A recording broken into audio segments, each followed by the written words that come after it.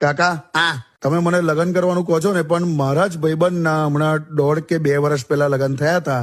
હા એટલો કકરાટ થાય છે, ઝઘડા થાય છે કે ડિવોર્સ સુધી વાત જાય એમ છે. પણ હવે એના તો 70 કારણો હોય લાવે. એટલે આ તો હું કહું છું ખાલી. અત્યારે બધા ઇન્ડિપેન્ડન્ટ સમજે છે ને પોતાને. હા ઝઘડામાં બોલાયેલા શબ્દો બહુ વિચારીને બોલવા જોઈએ. હા સાચી વાત છે. દરેક શબ્દનો સ્વાદ હોય છે, સ્વાદ. એમ દરેક શબ્દનો સ્વાદ હોય છે અને એને બોલતા પહેલા પોતે ચાખી લેવા.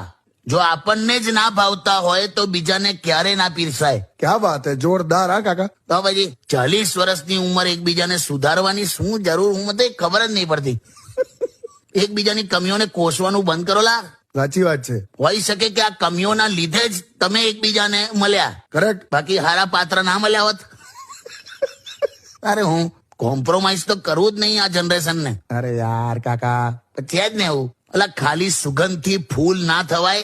સમય આવે ત્યારે ખરવાની તાકાત પણ જોઈએ. તો કાકા તમે તો બહુ ઊંચી ઊંચી હાલો છો. પણ તો ખોટું છે.